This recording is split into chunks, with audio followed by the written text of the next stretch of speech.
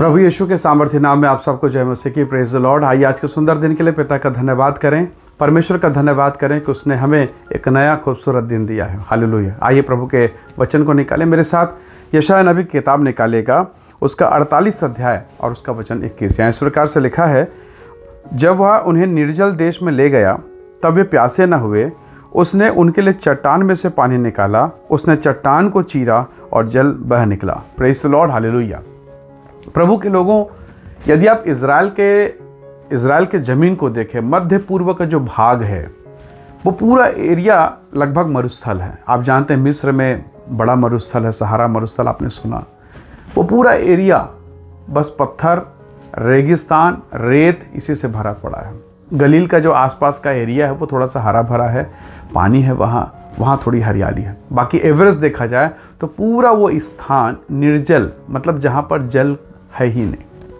परमेश्वर उन्हें वैसे जगह पर लेकर गया और बाइबल कहती है स्वर्ग के परमेश्वर ने उनके लिए चट्टान को चीरा। बाइबल कहती है निर्जल स्थान पर जहाँ पानी ही नहीं, प्रवचन कहता है वो प्यासे नहीं हुए। Praise the Lord. हालेलुया। प्रभु के लोगों, अगर आप पुराना नियम को, परमेश्वर के वचन को पढ़ेंगे तो आपको याद होगा 14 अध्याय निर्गमन के पुस्तक 14 और 15 अध्याय में अगर आप देखें तो वो लाल सागर को पार करके अब मिस्र में उस मरुस्थल में, उस मरुभूमि में प्रवेश कर रहे हैं। और परमेश्वर उस मरुभूमि में, उस बियाबान, उस सुनसान जगह में उनके साथ है, उन्हें पानी पिलाता। आपको मालूम होगा यात्रा के 3 दिन तक उनको पानी नहीं मिला। पूरी कलीसिया भूखी प्यासी तड़प रही, पानी ही नहीं है, मरने की दशा में। तो परमेश्वर के लोग, वहाँ से ये शुरुआत होता है। और हर जगह आप देखेंगे पानी एक बड़ी समस्या रही है, बहुत बड़ा विकराल समस्या रहा। और इन तमाम समस्याओं में परमेश्वर उन्हें पिलाता रहा, जैसे परमेश्वर के वचन में लिखा है। सुनिएगा, क्यों प्रभु उनको नील नदी के किनारे किनारे लेकर नहीं गया? क्यों परमेश्वर ने यरदन के किनारे लेकर नहीं गया? क्यों प्रभु उनको गलील के झील के आसपास क्यों लेकर नहीं गया? क्यों निर्जन भूमि में लेके गया? परमेश्वर बताना चाहता था कि मेरे बच्चों, जमीन निर्जल है, यहाँ आसपास कोई पानी नहीं। यानी तुम जहाँ पर हो, जिस जगह पर कोई पानी की आस नहीं, कोई शांति की आस नहीं, कोई ठंडक की आस नहीं, अगर तुम मेरे साथ हो, उसी जगह पर मैं तुम्हें आशीष दूंगा और तुम्हें जल उपलब्ध कराऊंगा। वो कड़वे जल के सोते को मैं मीठा कर दूंगा। Praise the Lord. हालेलुया। परमेश्वर के लोगों, बिना सिखाए अब इज़राइल की कलीसिया इस बात को सीख गई है, यदि खुदा हमारे साथ, प्रभु हमारे साथ, प्रभु यीशु मसीह हमारे साथ है तो हम तृप्त रहेंगे, आशीषित रहेंगे और निर्जल भूमि में, मरुस्थल जैसे समय में भी हम लहलहाते रहेंगे। Praise the Lord. प्रभु के लोगों, जरा सोचिए, आज हो सकता है आप लोगों का घर मरुस्थल के पास नहीं होगा। मरुस्थल का मतलब क्या है?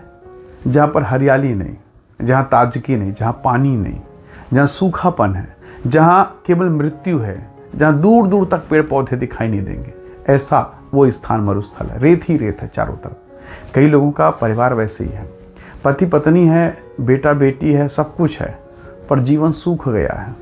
घर में पैसा है, आप सक्षम हैं, पर बीमारी, समस्याएं इतनी कि सब सूख गया है। रिश्ते ऐसे हो गए हैं कि अब आंसू निकलना बंद हो गया है। कड़वाहट इतनी ज़्यादा है कि पूछे मत, सीमा से बाहर। यानी एक प्रकार से आप मरुभूमि के अनुभव में ही जी रहे हैं। बिजनेस बढ़िया है, काम बढ़िया है, चल नहीं रहा है। परमेश्वर के लोगों, ऐसी समस्या आ गई है, समझ में नहीं आ रहा है। बेटा घर में है पर घर में रहकर बात नहीं मानता, बेटी घर में है पर उसका घर में रहना ना रहना एक बराबर है, ध्यान कहीं और है। परमेश्वर के लोगों, आपके बच्चों के पास बेहतरीन स्कूल है पर ज्ञान और शिक्षा उनके पास नहीं है, समझ उनके पास नहीं है। कई बार आपको लगता होगा कि परमेश्वर, मैं भी मरुभूमि में हूँ।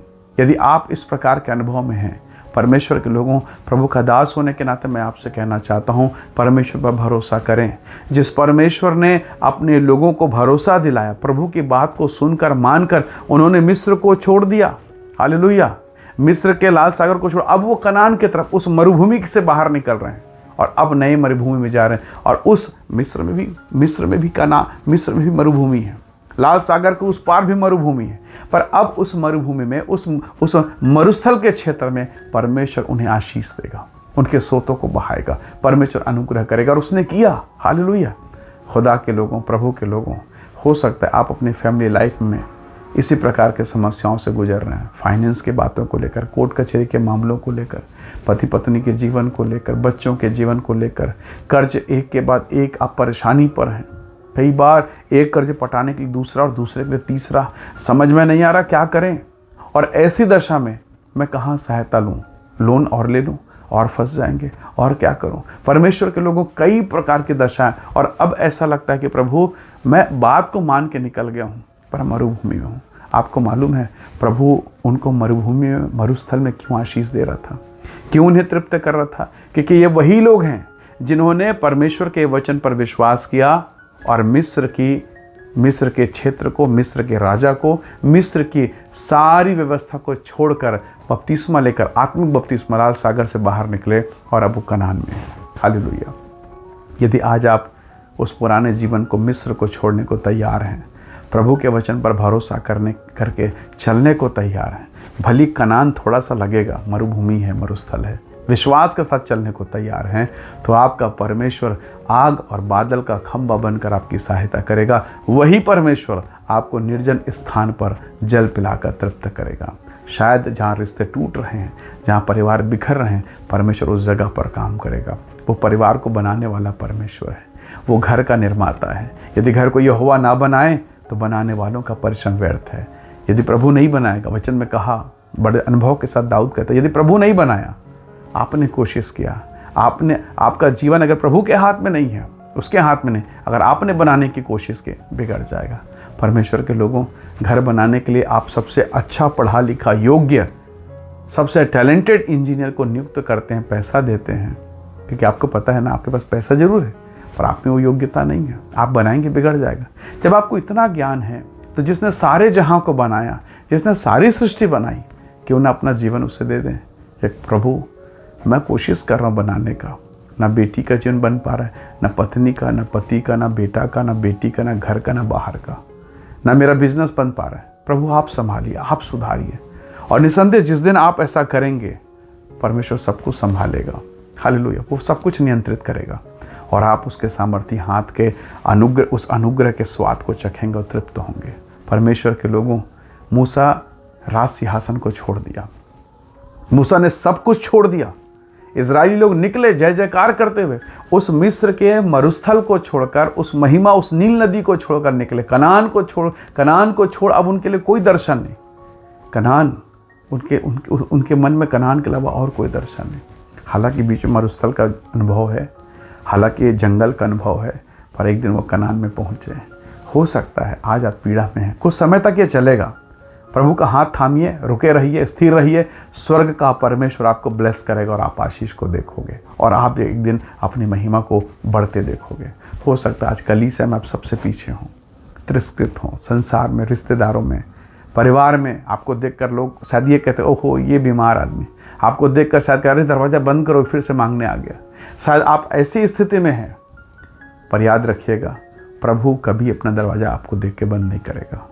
वो आपके आंसू पोंछेगा। कोई ना समझे, वो समझता है, क्योंकि उसने आपको बनाया है, उसने आपको रचा है। वो आपके निर्माण को जानता है, वो आपके दिल को, आपके अंतःकरण में जो भावनाएं पैदा होती है, वो सब कुछ जानता है, क्योंकि उसने आपको बनाया है, उसने आपको बनाया है। हालेलुया।